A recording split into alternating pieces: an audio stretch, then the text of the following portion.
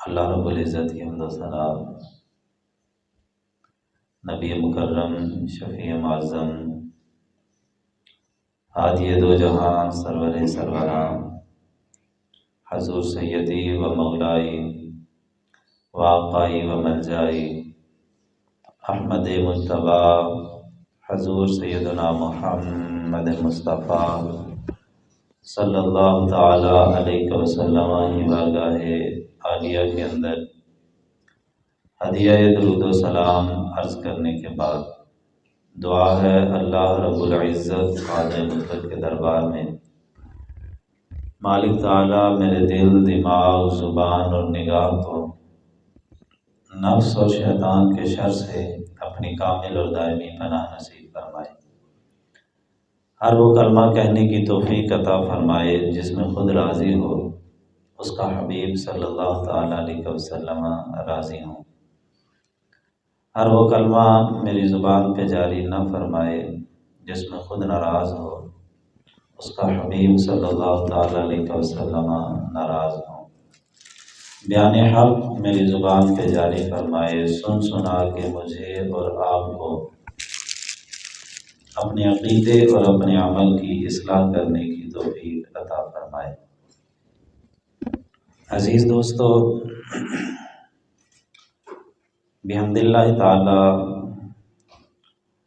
ماہ رمضان المبارک اپنی تمام تر رحمتوں کے ساتھ ہمارے درمیان جلوہ فگن ہو چکا ہے۔ آج ماہ رمضان المبارک کا پہلا جمعۃ المبارک ہے۔ 3 ماہ رمضان المبارک یہ حضرت سیدہ طیبہ طاہرہ زاہدہ عابدہ قاریہ محدثہ مفسرہ معلمہ مطہرہ صدیقہ جگر گوشہ مصطفیٰ حضرت سیدہ فاطمہ الزہراء سلام اللہ علیہا کا یوم وصال ہے۔ آج انشاءاللہ تعالی آپ کے حوالے سے چند باتیں ہوں گی۔ اللہ تعالیٰ اپنا فضل اور کرم ہم سب کے شامل حال فرمائے اور سیدہ پاک کا فیض باطنی ہم سب کو نصیب فرمائے۔ یہ اللہ رب العزت کا خاص فضل اور کرم ہے کہ ہمیں اپنی زندگی میں پھر سے یہ بابرکت مہینہ میسر آیا۔ کئی ہمارے دوست پچھلے سال ہمارے درمیان تھے لیکن اس سال نہیں ہیں۔ اللہ تعالیٰ ان کی قبروں پہ اپنی کروڑہ رحمتوں کا نزول فرمائے۔ اور یہ بھی کوئی خبر نہیں کہ اگلے سال ہم میں سے کون کون اس دار فانی میں موجود ہوگا اور کون کون نہیں ہوگا۔ اللہ تعالیٰ ایمان پہ زندہ رکھے اور کامل ایمان کے ساتھ شہادت والی موت نصیب فرمائے۔ اللہ رب العزت نے ایمان والوں کو یہ مہینہ بہار کی طرح عطا فرمایا ہے۔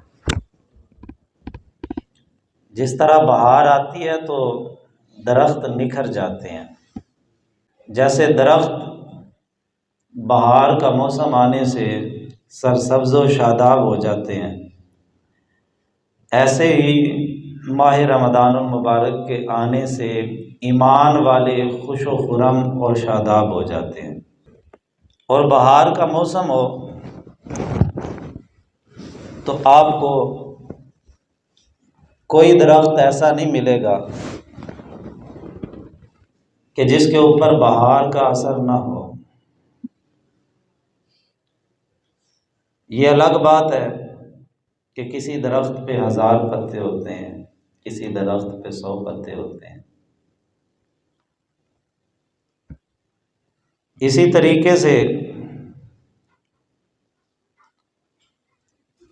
یہ مبارک مہینہ آتا ہے تو اہل ایمان بھی تر و تازہ ہو جاتے ہیں، ان کے اعمال کے پتے بھی نکھر جاتے ہیں،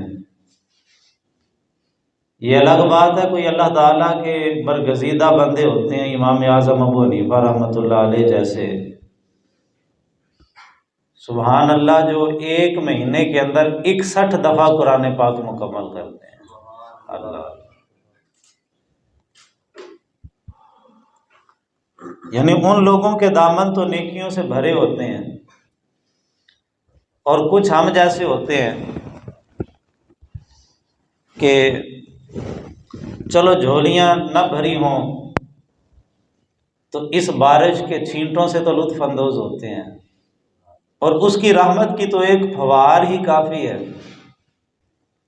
تو اگر بڑی کوشش کریں، درخت تلاش کرنے پہ آئیں، آپ کو کوئی درخت مل بھی جائے جس کے پتے بھی سوکھے ہوں، جس پہ پھول بھی نہ لگے ہوں، جس پہ کوئی پھل بھی نہ لگا ہو، تو آپ اس کے قریب جائیں اور جا کے دیکھیں تو اس حقیقت کا پتہ لگے گا کہ یہ بیچارہ اس وجہ سے سوکھا ہوا ہے، اور اس وجہ سے اس پہ بہار کا کوئی اثر دکھائی نہیں دیتا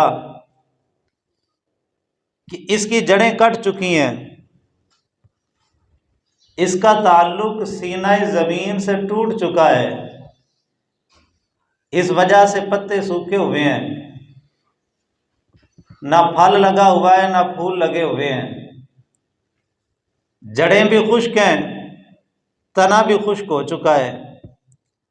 یعنی جس درخت پہ بہار کا اثر نہ ہو اس کی جڑیں کٹی ہوتی ہیں یا سوکھی ہوتی ہیں۔ تو اسی طریقے سے جیسے درخت میں جان ہو تو بہار کا اثر ہوتا ہے، جب بندے کے اندر ایمان ہو تو ماہ رمضان کا اثر بھی ہوتا ہے۔ کہ ماہ رمضان شریف کا سنتے ہی کچھ لوگوں کے چہرے پہ 12 بج جاتے ہیں، وہ سوچنا شروع کر دیتے ہیں کہ بھئی یہ بھوک اور پیاس کیسے برداشت کریں گے۔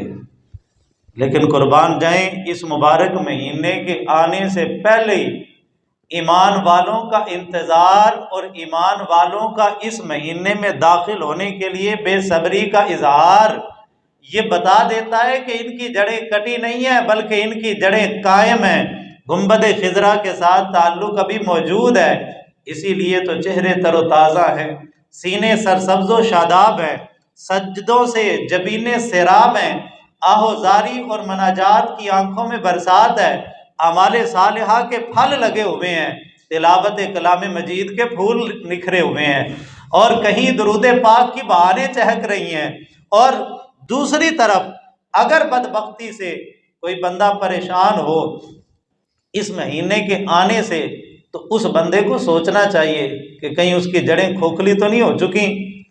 جس طرح درخت کی جڑیں کٹ جاتی ہیں یا کھوکھلی ہو جاتی ہیں تو بہار کا اثر نہیں ہوتا، اسی طرح جب ایمان کی جڑیں کھوکھلی ہو جاتی ہیں تو ماہ رمضان کا بھی اثر نہیں ہوتا۔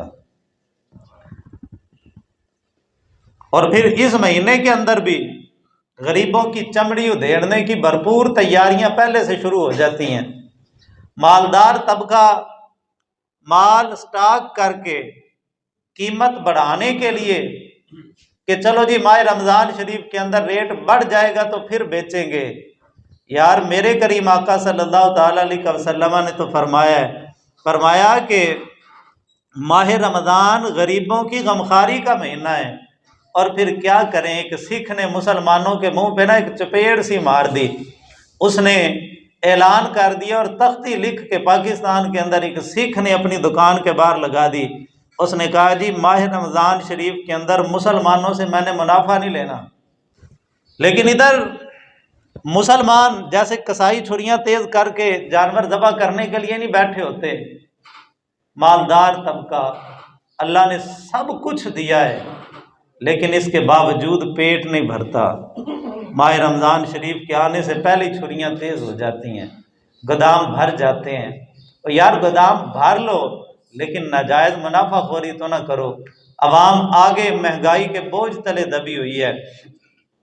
اور پھر یہ تو مالدار طبقے کی بات ہو گئی، اگر عام عوام کی بات کریں تو ہم نے ایسے لوگ بھی دیکھے ہیں کہ ماہ رمضان شریف کے آنے سے پہلے ہی ان کے دل پریشان ہو جاتے ہیں کہ روزے کیسے رکھیں گے، اتنے گھنٹے بھوک کیسے برداشت کریں گے۔ اور یہ الگ مزے کی بات ہے، زیادہ پریشانی ان لوگوں کو ہوتی ہے جنہوں نے ایک پہلا رکھنا ہے اور ایک آخری رکھنا ہے۔ ماہ رمضان شریف کے آنے کی زیادہ پریشانی اور زیادہ تکلیف ان لوگوں کو ہوتی ہے جنہوں نے درمیان والے 28 یا 27 رکھنے ہی نہیں، ایک پہلا رکھ لینا ہے اور ایک آخری رکھ لینا ہے، کہنا جی بچکار والے سارے ہی ہو گئے، اور زیادہ پریشان۔ اور پھر کثرت سے بے چینی کا اظہار وہ لوگ کرتے ہیں کہ جنہوں نے روزہ نہیں رکھا ہوتا۔ کتنے منٹ رہ گئے نے بھائی، تم نے رکھا ہی نہیں تو تمہیں ٹینشن کیا ہے، تمہیں کس چیز کی تکلیف ہے؟ کبھی کتنے منٹ رہ گئے ہیں سحری ہونے کے، افطاری ہونے کے اندر؟ تو وگرنہ خدا کی قسم جنہوں نے رکھنا ہوتا ہے نا وہ خوشی سے رکھتے ہیں، وہ بار بار گھڑی پہ وقت نہیں دیکھتے کہ بھی اب کتنے منٹ رہ گئے ہیں، وہ اللہ رب العزت کی رضا کے لیے، کیونکہ بندہ مومن، منافق اور مومن کے اندر فرق یہ ہوتا ہے کہ مومن اللہ کے حکم پہ خوشی سے عمل کرتا ہے، اور منافق اول تو کرتا نہیں، اگر کرنا پڑ جائے تو دل بوجھل ہو جاتا ہے، وہ پریشان ہو کے اللہ کے حکم پہ عمل کرتا ہے۔ ایک بزرگ نے ایک عقائد نقل کیا، فرماتے ہیں حضرت خواجہ بشر حافی رحمت اللہ تعالی علیہ، اس ہستی سے تو الحمدللہ ہر بندہ واقف ہے جس نے اللہ رب العزت کے نام پاک کا ادب کیا، شرابی تھا اللہ نے ولیوں کا سردار بنا دیا، احمد بن حنبل کے شاگردوں کی صف کے اندر داخل فرما دیا۔ بلکہ امام احمد بن حنبل رحمت اللہ علیہ فرمایا کرتے تھے، فرماتے تھے کہ علم کے میدان کے ہم بے تاج بادشاہ ہیں، لیکن جب دل پریشان ہوتا ہے نا تو ہم بشر حافی کے پاس جا کے دل کو تسلی دیتے ہیں۔ حضرت خواجہ بشر حافی رحمت اللہ علیہ نا ایک جگہ پہ گزر رہے تھے تو وہاں پہ ایک بندے پہ حد جاری ہو رہی تھی، اس نے کوئی جرم کیا، اس جرم کی پاداش میں اس کو کوڑے لگ رہے تھے، اور کوڑا ہم نے تو صرف سنا ہوا ہے یا کتابوں میں پڑھا ہوا ہے کہ کوڑا بھی کچھ ہوتا ہے، شاید پرانے بزرگوں نے دیکھا ہو ضیاء دور کے اندر جب کوڑے بجتے تھے، جب کوڑا بجتا ہے نا جسم پہ تو چمڑی ادھیڑ کے ساتھ لے کے جاتا ہے، گوشت کی بوٹیاں بھی ساتھ ادھیڑ دیتا ہے۔ اب اس بندے کو کوڑے بج رہے تھے اور وہ ہنس رہا تھا۔ حضرت خواجہ بشر حافی رحمۃ اللہ تعالی علیہ اس کی اس کیفیت کو دیکھ کے نا تو جب اس پہ حد جاری ہو گئی تو لوگ چلے گئے، اس کو پولیس والے پکڑ کے لے گئے، وہ اپنے گھر کی طرف روانہ ہوا تو حضرت خواجہ بشر حافی رحمۃ اللہ علیہ بھی اس کے پیچھے پیچھے چلے گئے، اور جا کے نا اس کو بلا کے کہنے لگے یار عجیب بات دیکھی ہے۔ وہ کہنے لگا بابا جی کیا دیکھا ہے؟ کہا کہ تجھے مار پڑ رہی تھی، جسم سے خون چھوٹ رہا تھا، ادھر کوڑا بجتا تھا، تو مسکراتا تھا، تیرے مسکرانے کا سبب کیا ہے؟ یہ جو ہے وہ بات سمجھ میں نہیں آتی۔ تو وہ جوان کہنے لگا بابا جی ایک عورت سے محبت کرتا ہوں، جب مجھے مار پڑ رہی تھی نا تو وہ عورت بھی اس مجمع کے اندر کھڑی ہوئی تھی، میں اس کے چہرے کو دیکھتا تھا، مجھے دکھ بھول جاتا تھا، مجھے اپنی پریشانی بھول جاتی تھی، اس عورت سے محبت کی وجہ سے۔ حضرت خواجہ بشر حافی رحمۃ اللہ علیہ، اللہ کے ولی، پھر ان کی نگاہ بھی الگ ہی ہوتی ہے۔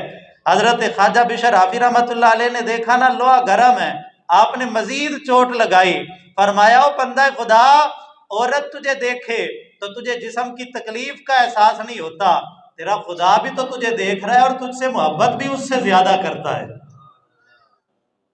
تو اس سے اپنا دل کیوں نہیں لگاتا؟ تو برقع فرض کرنے کا مقصد یہ ہے کہ دنیا کی ایک عورت سے محبت ہو نا تو بندہ تکلیفیں ہنس کے برداشت کرتا ہے۔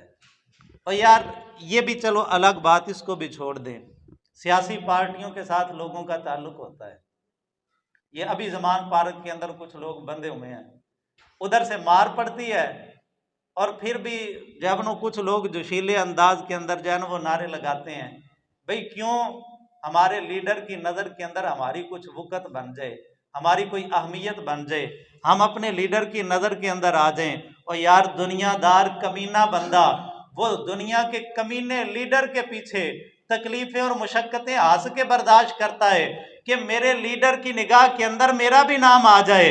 اور بندہ مومن تو خوش ہو کے روزے کیوں نہیں رکھتا کہ روزہ تو رکھے گا خدائے وحدہ لا شریک سارے پردے اٹھا کے افطاری کے وقت تجھ سے اپنا ہم کلام ہو جاتا ہے۔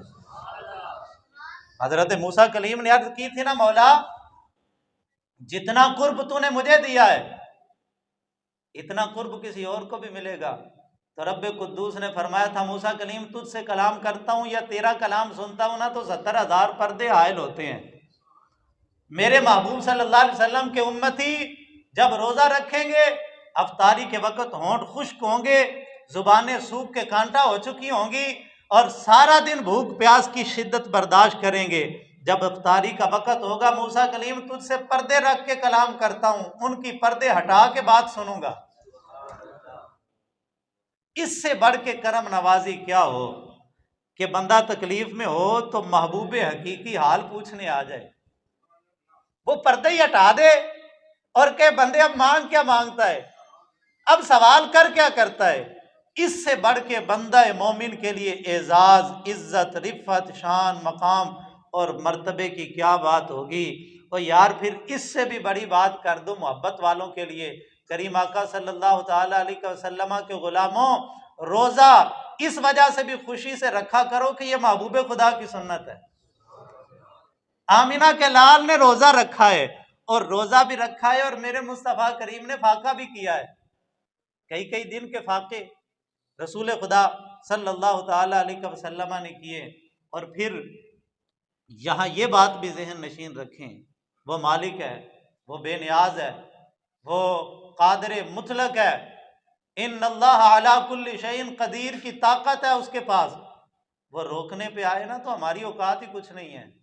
اگر وہ روکنے پہ آئے نا تو وہ بندے کے پاس مال و دولت بھی ہے، بڑا اونچا عالی شان محل بھی ہے، بڑے قیمتی سے قیمتی برتن بھی سامنے پڑے ہوئے ہیں اور عمدہ سے عمدہ اور لذیذ سے لذیذ کھانے بھی سامنے پڑے ہوئے ہیں۔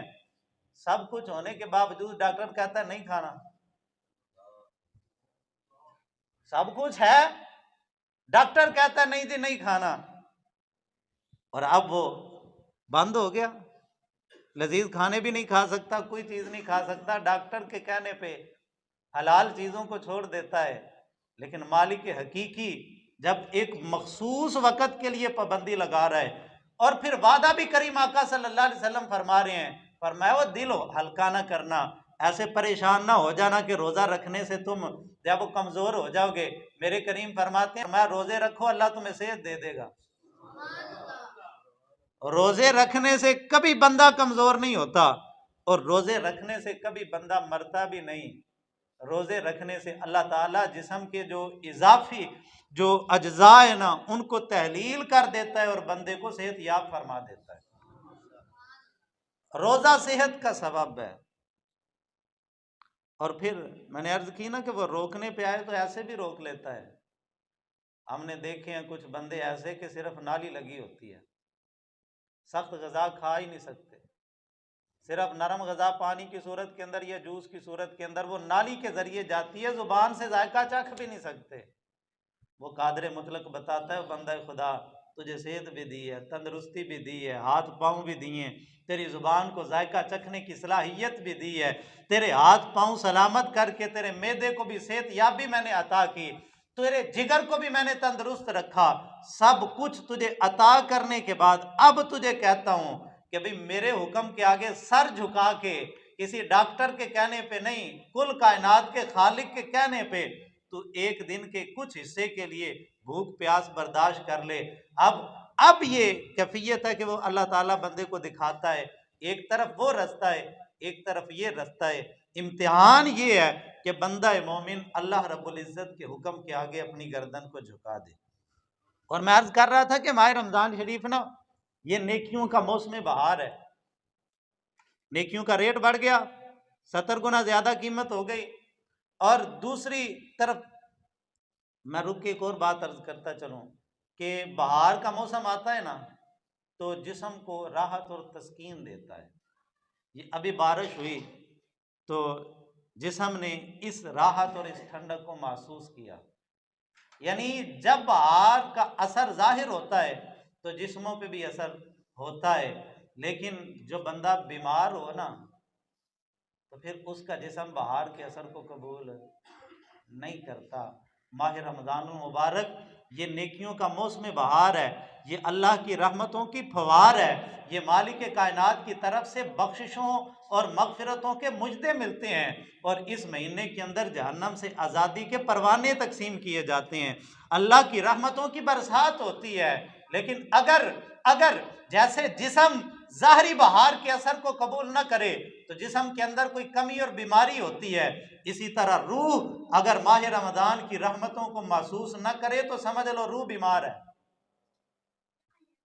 یا روح مر چکی ہے۔ جو صاحب روح ہوتے ہیں، جو روح والے لوگ ہوتے ہیں، وہ جس طریقے سے بہار کے آنے سے جسم تر و تازہ ہو جاتے ہیں، جو صاحب روح لوگ ہوتے ہیں جن کی روح کے اندر رمق اور زندگی موجود ہوتی ہے، اس مہینے کے آنے سے ان کی روحیں خوشی سے جھلملا اٹھتی ہیں کہ وہ مہینہ آیا ہے، اللہ رب العزت کی خاطر بھوکے رہیں گے، مالک کائنات کی خاطر دن کے کچھ حصے میں ہم تکلیف برداشت کریں گے۔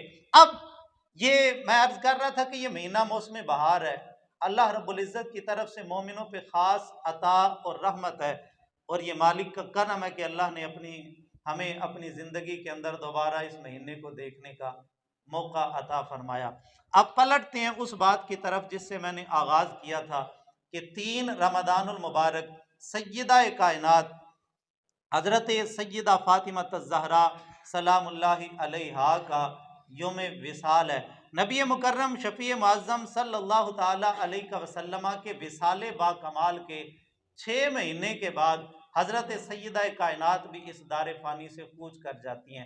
ام المومنین حضرت سیدہ اما عائشہ صدیقہ رضی اللہ تعالی عنہا فرماتی ہیں میں بیٹھی ہوئی تھی، حضرت سیدہ فاطمہ الزہرا تشریف لائیں، آمینہ کے لال نے اٹھ کے استقبال کیا۔ اس پاک بی بی کی عظمتوں پہ قربان جائیں کہ امام الانبیاء بھی اس ہستی کا اٹھ کے استقبال کرتے ہیں۔ اللہ اکبر کبیرہ۔ اما پاک فرماتی ہیں کہ بی بی پاک آئیں، رسول خدا صلی اللہ علیہ وسلم نے اٹھ کے استقبال کیا، ماتھے پہ بوسہ دیا، اپنی جگہ پہ بٹھایا، اور پھر کان کے اندر کوئی سرگوشی کی۔ جب سرگوشی کی تو سیدہ پاک رونے لگیں۔ تھوڑی دیر کے بعد رسول خدا صلی اللہ تعالی علیہ وسلم نے دوبارہ سے سرگوشی کی۔ جب دوبارہ سرگوشی ہوئی تو سیدہ پاک مسکرانے لگیں۔ اما پاک فرماتی ہیں میں نے پوچھا فاطمہ آقا کریم علیہ السلام نے کیا کہا تھا کہ پہلی دفعہ روئی دوسری دفعہ ہنسی؟ فرمانے لگیں یہ راز ہیں، پاک نبی کی زندگی کے اندر میں یہ راز نہیں کھول سکتی۔ اما پاک فرماتی ہیں پاک نبی صلی اللہ علیہ وسلم کا وصال با کمال ہو گیا۔ وصال با کمال کے بعد میں نے ایک دن پوچھا، فرمایا فاطمہ وہ جو بات رسول خدا صلی اللہ تعالی علیہ وسلم نے کی تھی آج وہ بتا دینا، اب تو وصال با کمال ہو چکا ہے۔ تو بی بی پاک فرمانے لگیں، کہا کہ جب پہلی دفعہ میرے کریم آقا صلی اللہ علیہ وسلم نے سرگوشی کی تھی تو کہا تھا فاطمہ وقت تھوڑا ہی رہ گیا، اب میں دنیا سے جانے والا ہوں، دنیا کو ودا کرنے کا وقت آ گیا ہے۔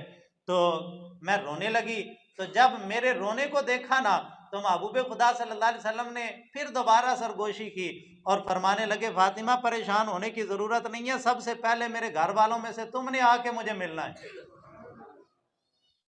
یہ جملہ بھی بڑا وضاحت طلب ہے، فرمایا تم نے آ کے مجھے ملنا ہے۔ کچھ لوگ سمجھتے ہیں بندہ مر جائے تو کہانی ختم ہو جاتی ہے، اور نہیں یار، اللہ کے ولی فرماتے ہیں یہ موت بندے کو ختم نہیں کرتی، یہ تو یار کو یار سے ملاتی ہے، یہ تو ایک جہان سے دوسرے جہان میں منتقل ہونے کا ایک دروازہ ہے۔ اللہ کے ولی کبھی اللہ رب العزت کے برگزیدہ بندے ان کو موت آ کے بھی ان کا کچھ بگاڑ نہیں سکتی، بلکہ میں تو کہا کرتا ہوں کہ موت اگر آمینہ کے لال صلی اللہ علیہ وسلم کے قریب بھی آئی ہے نا تو رسول خدا صلی اللہ علیہ وسلم کو جب وہ فنا کرنے کے لیے نہیں آئی بلکہ محبوب خدا کے لبوں کا بوسہ لینے کے لیے آئی ہے، کرنا موت وہاں پہ کیا بگاڑ سکتی ہے اس عظیم ہستی کا۔ کریم آقا صلی اللہ تعالی علیہ وسلم فرمایا فاطمہ سب سے پہلے میرے گھر والوں میں سے تم نے مجھے آ کے ملنا ہے۔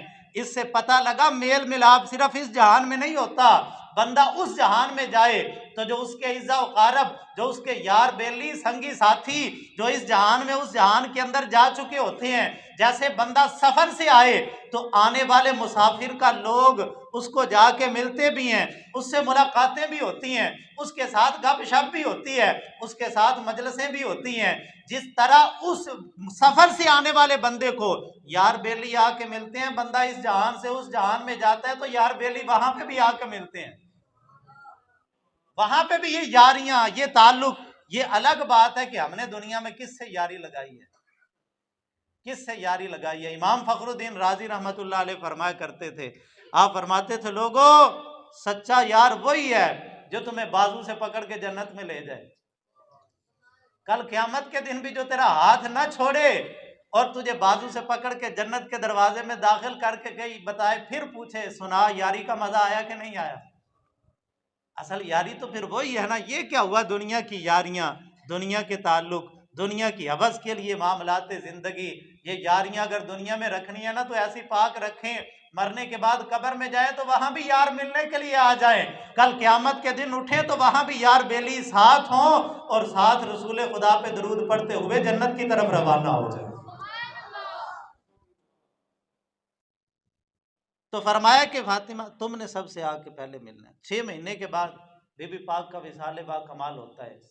6 مہینے جو بی بی پاک زندہ رہی نا اس ظاہری دنیا کے اندر، آپ رسول خدا صلی اللہ تعالیٰ علیہ وسلم کی جدائی کے اندر پریشان ہی رہی، اور اسی جدائی کی وجہ سے، اسی غم سے آپ کا انتقال اور وصال با کمال ہو گیا۔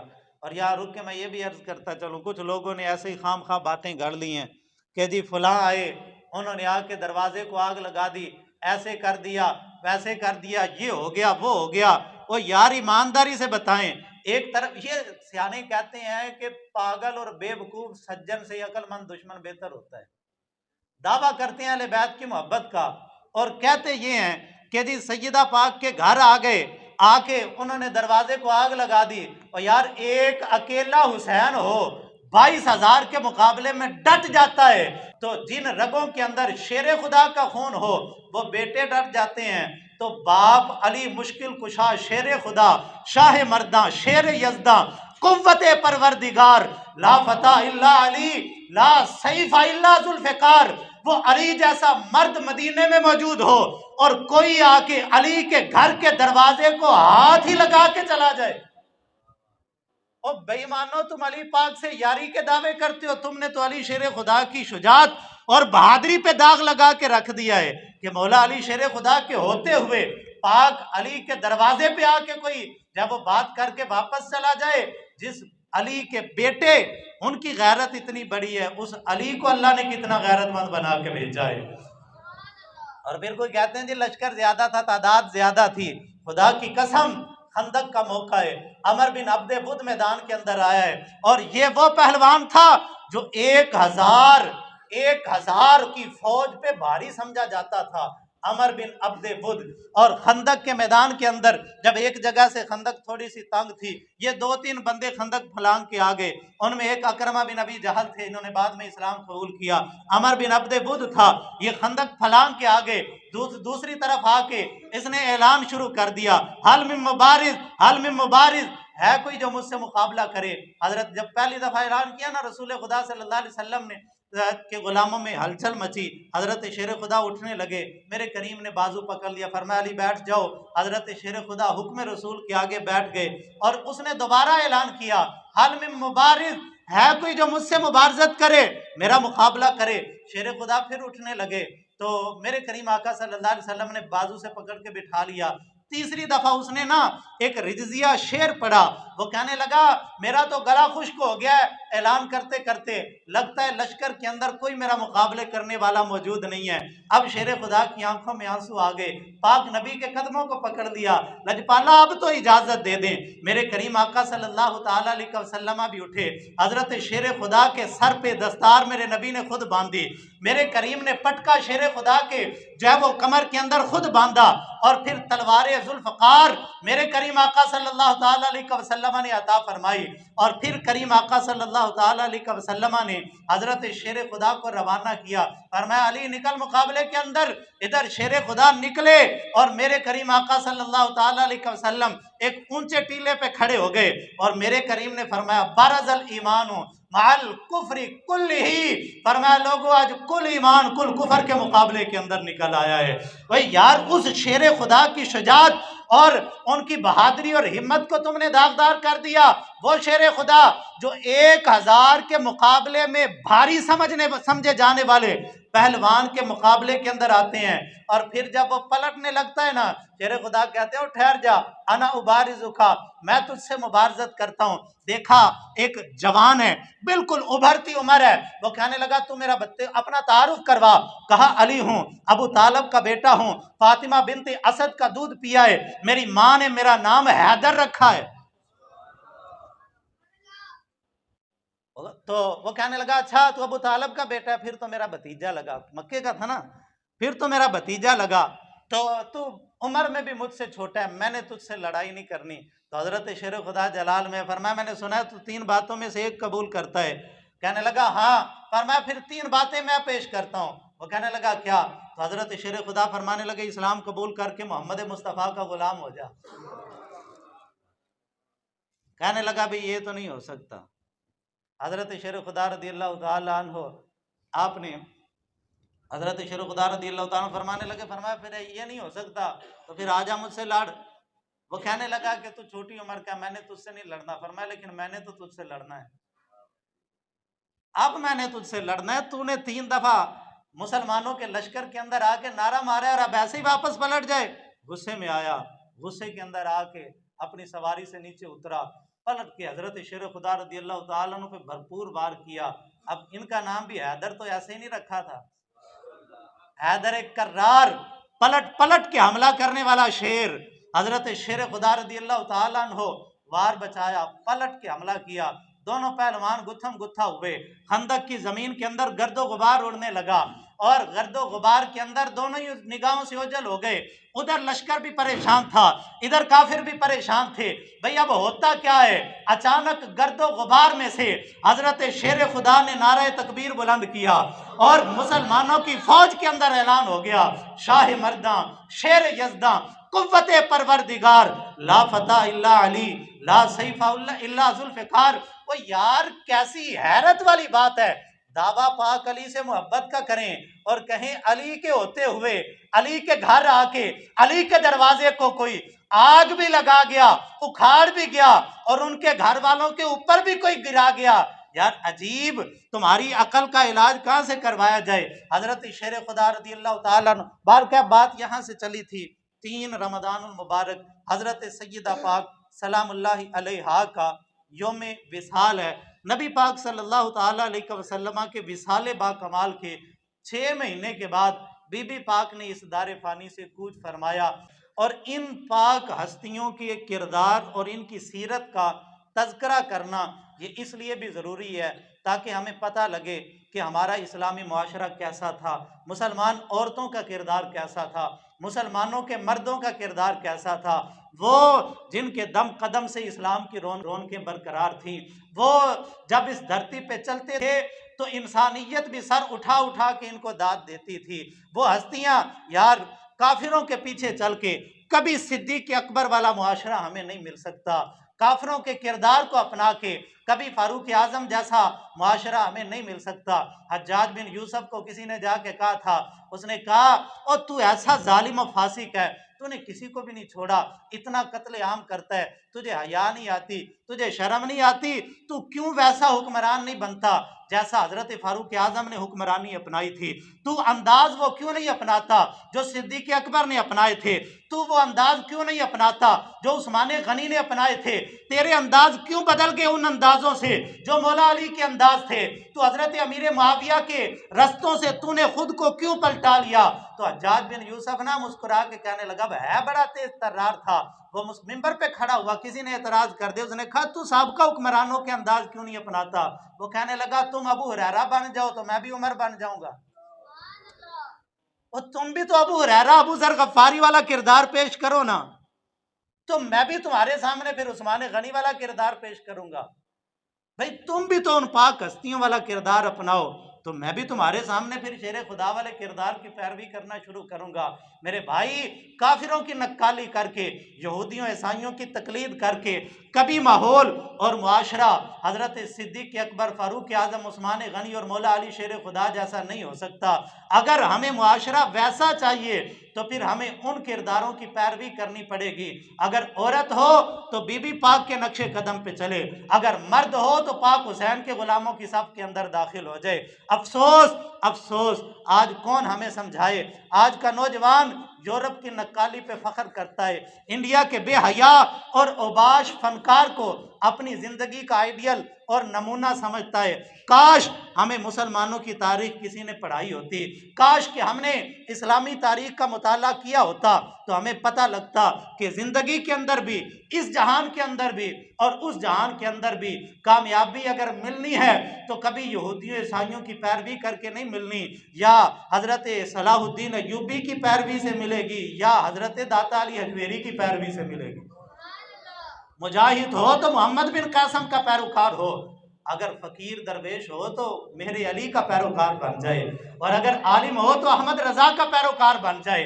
भाई ये नमूने हैं, ये आइडियल हैं, ये वो किरदार हैं। अगर हमने अपने माहौल, अपने माशरे को, आज कौन समझाए इस हमारी बेटी को कि तुझे पर्दा सैयदा कायनात से विरासत के अंदर मिला है, तुझे तहारत अम्मा आयशा सिद्दीका से विरासत के अंदर मिली है, तुझे हया का पैगाम बीबी ज़ैनब पाक ने दिया है, तुझे शराफत के सबक पाक हुसैन की बेटियों ने पढ़ाए हैं, तुझे ज़ुहद तकवा की लोरियां गौसे पाक की अम्मा ने सुनाई हैं, और इन रस्तों से तुझे ये विरासत मिलती आ रही है। आज तूने इधर से रुख मोड़ा। ऐ मेरी कौम की बेटी, जब तक तेरा वजूद पर्दे के अंदर था तब तक तेरी गोद के अंदर अल्लाह के वली पैदा होते थे, तब तक तेरी गोद से गौस, कुतब, अब्दाल और शेर दिल मुजाहिद पैदा की हुआ करते थे। हजरत बाबा फरीदुद्दीन गंजे शकर पाक पतन के ताजदार ने अपनी अम्मा को कहा था, अम्मा जी जब से होश संभाला है कभी तहज्जुद की नमाज कज़ा नहीं हुई। तो हजरत बाबा जी की अम्मा पाक मुस्कुरा के फरमाने लगी, फरमाया फरीदुद्दीन इसमें तेरा कमाल नहीं है, इसमें मेरा कमाल है। कहा अम्मा जी तहज्जुद मैं नहीं छोड़ता, कमाल आपका कैसे हो गया? फरमाया फरीद जब भी तुझे दूध पिलाया है बावुजू हो के मोहम्मद पाक पे दरूद पढ़ते हुए पिलाया है।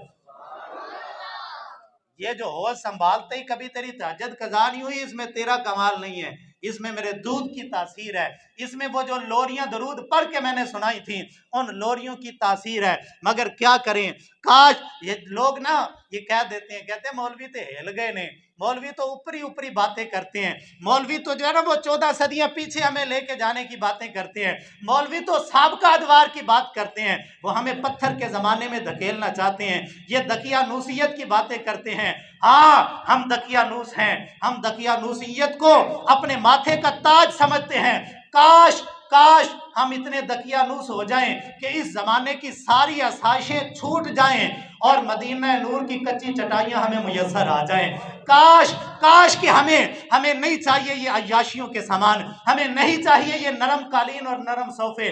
खुदा की कसम हम चाहते हैं, आज भी जब हाथ उठा के दुआ करते हैं कभी दुनिया की आसाइशों की दुआएं नहीं की।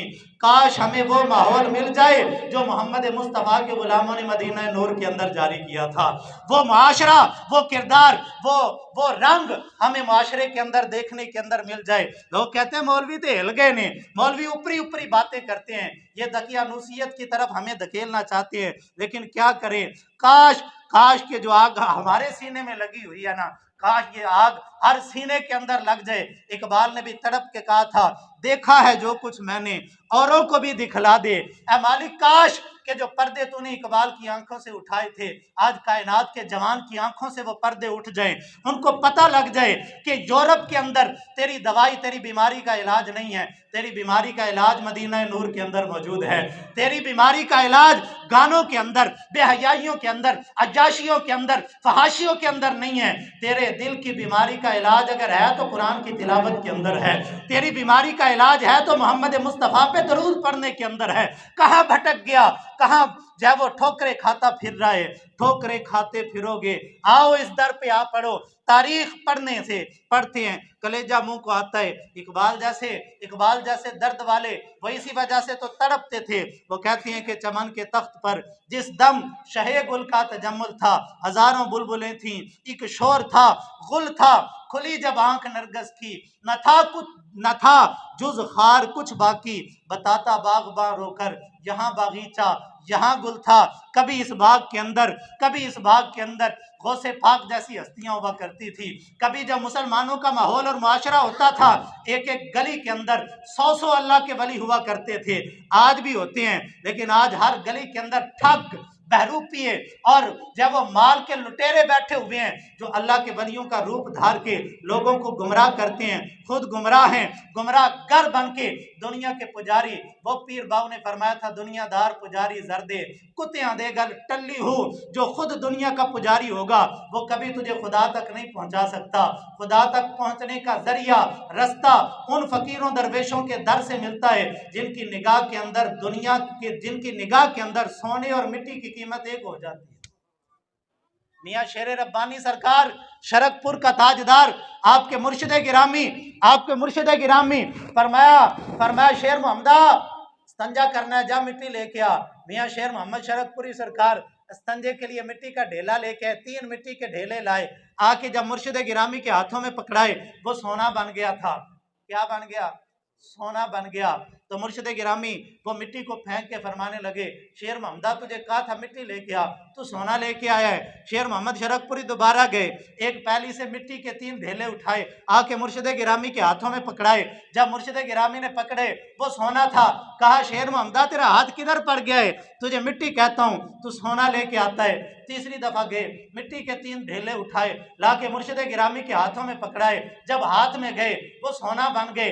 मिट्टी के ढेले फेंके, फरमाया, शेर मोहम्मदा मेरी नमाज का वक्त जा रहा है और तू मजाक करता फिर रहा है, और किस जगह पे तेरा हाथ पड़ गया जहां से बार बार सोना उठा के लाता है? आगे से शेर मोहम्मद शरकपुरी का भी जवाब सुने। अर्ज करने लगे, लजपाला मैं ना सोना उठा के लाता हूँ, ना मेरा कहीं सोने की कान में हाथ पड़ा है, मैं मिट्टी उठा के लाता हूँ। तेरे हाथों में पता नहीं क्या तासीर है सोनिया के लाता मिट्टी हूँ, तेरे हाथ लगते हैं मिट्टी भी सोना बन जाती है। ये तेरे हाथों में पता नहीं क्या कमाल है। तो मियाँ साहब के मुर्शिद गिरामी ने सीने से लगाया और सीने से लगा के फरमाने लगे, शेर मोहम्मदा तू राज को समझ गया है। जब बंदे की निगाह के अंदर मिट्टी और सीने सोने की कीमत एक हो जाती है, तब अल्लाह रब्बुल इज्जत पर्दे उठा के बंदे को अपना कुर्ब अता फरमा दिया करता है। काश हमें वो माशरा मिल जाए। इस बाग के अंदर ना इकबाल ने कहा था, बताता बागबां रोकर यहाँ बागीचा यहाँ गुल था। ये मौलवी जो मिंबरों पे रोते हैं ना, ये ऐसे नहीं रोते, ये तारीख पढ़ते हैं, ये किताबें पढ़ते हैं। जब उन पाक माओं के किरदार पढ़ते हैं, जब उन जवानों की पाक जवानी को सुनते समझते और पढ़ते हैं किताबों के अंदर, फिर हमें रोना आता है, फिर तड़पता है हर साहिबे दर्द बंदा। फिर उसकी आंखों से रातों को उठ उठ के भी अश्क रवा होते हैं, उसकी आंखें आंसुओं की जगह खून बहाती हैं। काश हमें वो माशरा देखने को मिलता। अगर माजी मुनव्वर था कभी तो हम न थे हाजिर, जो मुस्तकबिल कभी होगा दरख्शां हम नहीं होंगे। हमने जब माजी को पढ़ा वो भी हमने नहीं देखा, जो मुस्तकबिल ताबनाक होना है हजरत ईसा पाक अलैहिस्सलातु तस्लीम के दौर के अंदर, उस मुस्तकबिल में हम भी नहीं होंगे। हमने जो ये दरमियान वाला पुरफितन माहौल और मुआशरा देखा, आज हमारी बेटी, इस उम्मत और इस कौम की बेटी को कौन समझाए? हम इसलिए रोते हैं। आज बेहयाई का बाजार गर्म हो गया। आज हमारी बेटी टाइट और जीन्स पहन के खुद को मॉडर्न समझ रही है। बावुजू रहने की बजाय उसने अपने चेहरे पे मेकअप को सजा लिया, मुसल्ले की जगह उसने मोबाइल और टीवी को दे दी और फिर अपना वक़्त यहाँ पे ज़ाया करना शुरू कर दिया। आज हमें वो पाक बीबियाँ नज़र नहीं आती जो तहज्जुद गुजार हुआ करती थी। आज वो बीबियाँ नज़र नहीं आती जो अपनी औलादों को बावुजू होके दरूद पाक या कुरान की तिलावत करके दूध पिलाया करती थी। आज हमें वो माहौल और वो माशरा नज़र नहीं आता। खुदा की कसम, खुदा की इज्जत और जलालत की कसम, माएँ पाकीज़ा किरदार वाली हों तो माशरे के अंदर भी दाता अजमेरी जैसे बेटे होते हैं। माएँ पाकीज़ा किरदार वाली हों तो माशरे के अंदर मोहम्मद बिन कासिम के पैरोकार होते हैं। आज अगर माहौल और माशरा हमें उलझा हुआ नजर आता है तो इसमें बहुत बड़ा किरदार और बहुत बड़ा हाथ हमारी बहन, हमारी बेटी, हमारी माँ का भी कहीं ना कहीं ज़रूर मौजूद है। अगर अगर इकबाल ने भी यही नसीहत की थी, इकबाल ने कहा था तू सैयदा पाक के नक्शे कदम पे चल पड़, तू उनकी पैरवी में आ जा, तू खुद को वैसे छुपा ले जैसे सैयदा पाक ने खुद को छुपाया था, तेरी गोद से भी फिर गौसे पाक जैसे बेटे पैदा होंगे, फिर गौसे जली जैसे पैदा होंगे। ऐसे नहीं हुआ करते। माओं के किरदार पाक होते हैं ना, लेकिन अगर माँ टीवी देखते हुए बच्चे को दूध पिलाएगी तो फिर बच्चा भी डिस्को डांसर ही बनेगा, फिर वो मोहम्मद बिन कासिम का जानशीन तो नहीं हो सकता।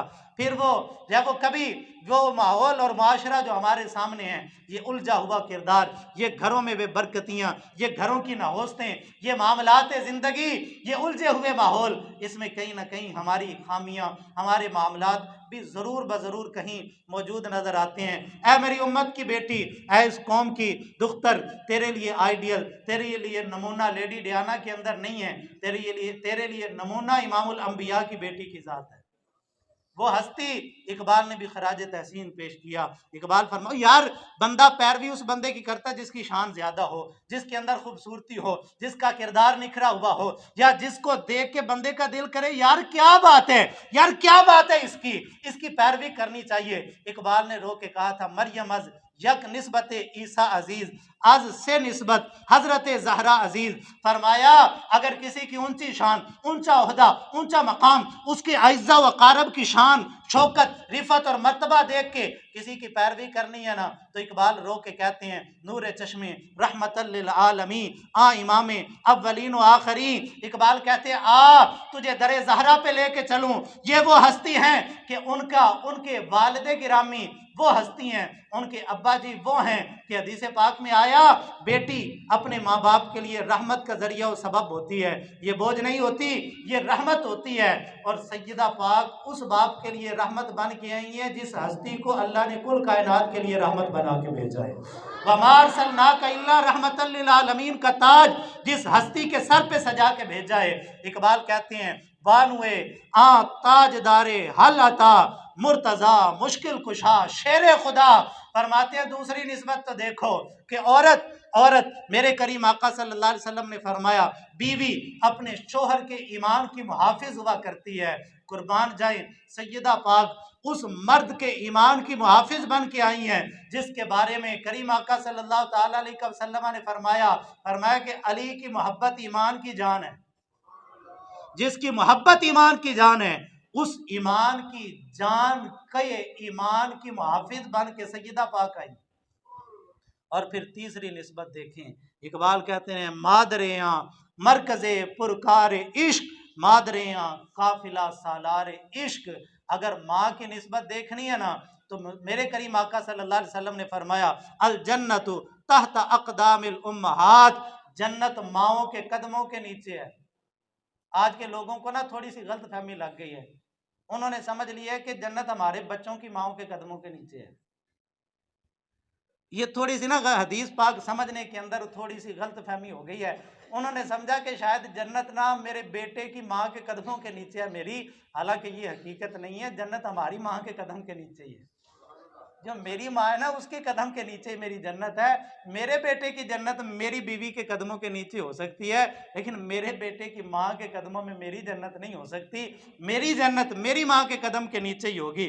फरमाया अल जन्नत तहत अक़दामिल उम्महात, जन्नत माओं के कदमों के नीचे है। यार क्या कमाल हस्ती है, क्या सर उठा के भी बार बार कितना ऊंचा कद कर लो यार, आसमान तक भी सर ऊंचा कर लो, फिर भी सर उठा के देखोगे ना तो उस हस्ती की शान और रिफत की गर्द को भी तुम नहीं पहुंच सकते।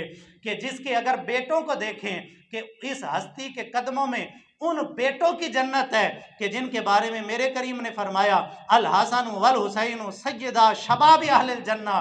फरमाया इनके मेरी बेटी के कदमों में उन जवानों की जन्नत है कि जिनको अल्लाह ने जन्नत के जवानों का सरदार बना दिया। अल्लाहु अकबर कबीरा। और फिर ये वो हस्ती हैं।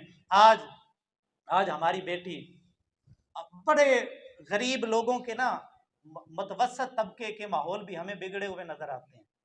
हमारी बेटी यूरोप की नक्काली के पीछे लगी हुई है।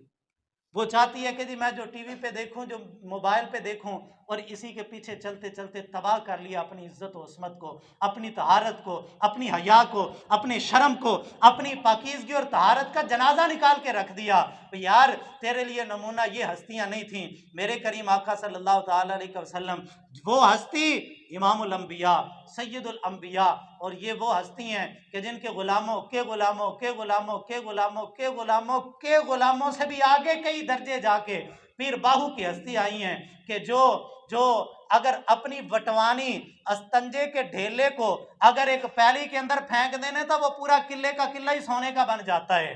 اور جن کے غلاموں کی یہ شان ہے، اس امام الانبیاء کی شان کا اندازہ کون کر سکتا ہے؟ لیکن اپنی لخت جگر، اپنی بیٹی، اپنی جب وہ بیٹی جن کے ساتھ محبت کا اظہار مختلف طریقوں سے میرے کریم آقا صلی اللہ علیہ وسلم نے کیا، لیکن جب اپنے گھر سے رخصت کیا نا، ایک بسترا ہے اور اس میں روئی نہیں بھری ہوئی، کھجور کے پتے بھرے ہوئے ہیں، روئی نہیں ہے، کھجور کے پتے بھرے ہوئے ہیں، مشکیزہ ہے، چکی ہے، اور یہ اس شہنشاہ کائنات کی بیٹی کی رخصتی ہو رہی ہے جن کے در کا دربان بھی جبرائیل امین ہے، کل کائنات جن کی ملکیت ہے، جو ہاتھ اٹھائیں تو سیدھا جنت میں جاتا ہے۔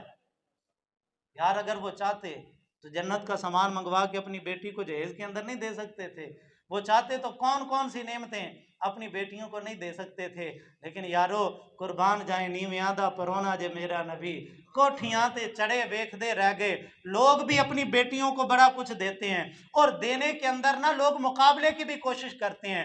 میں یہ چاہتا ہوں، آپ یہ چاہتے ہیں، لوگ ایک دوسرے سے مقابلہ کرتے ہیں، جس کو اللہ نے استطاعت دی ہے وہ کہتا ہے فلانے سے بڑھ کے میں نے دینا ہے، وہ فلانے امیر نے اتنا دیا تھا میں نے اس سے بڑھ کے اپنی بیٹی کو دینا ہے۔ بھی میری بیٹی کا جہیز بھی تو لوگوں کو پتہ لگے نا، فلانے سے بھی زیادہ، فلانے سے بھی زیادہ۔ کوئی امیر کبیر ہے، وہ پھر وزیروں ایم پی ایم این اے کی نقالی کرتے ہیں، وہ ان کی نسبت کر کے جب وہ نقل کرنے کی کوشش کرتے ہیں، وہ فلانے وزیر نے اتنا دیا تھا، دیکھو نا میں نے اس کے برابر دیا ہے۔ کوئی اپنی بیٹی کے جہیز اور رخصتی کی نسبت، اپنی بیٹی کی برات کی نسبت کوئی کسی امیر سے کرتا ہے، کوئی وزیر سے کرتا ہے، کوئی بادشاہ سے کرتا ہے، کوئی دنیا کے عہدے داروں سے کرتا ہے۔ لیکن اگر کسی غریب کی بیٹی گھر سے رخصت ہوتی ہو، اس کے پلے جہیز نہ ہو، تو اس کو اپنا دل ہلکا نہیں کرنا چاہیے، پریشان نہیں ہونا چاہیے کہ دنیا داروں کی بیٹیوں کی رخصتی کی نسبت کسی کی وزیر سے، کسی کی امیر سے، کسی کی رئیس سے، کسی کی وزیر سے، کسی کی بادشاہ سے ہوگی،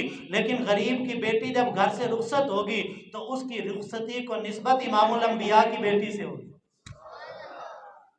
یار یہ کوئی تھوڑی نسبت، چھوٹی نسبت ہے۔ اللہ اکبر کبیرہ۔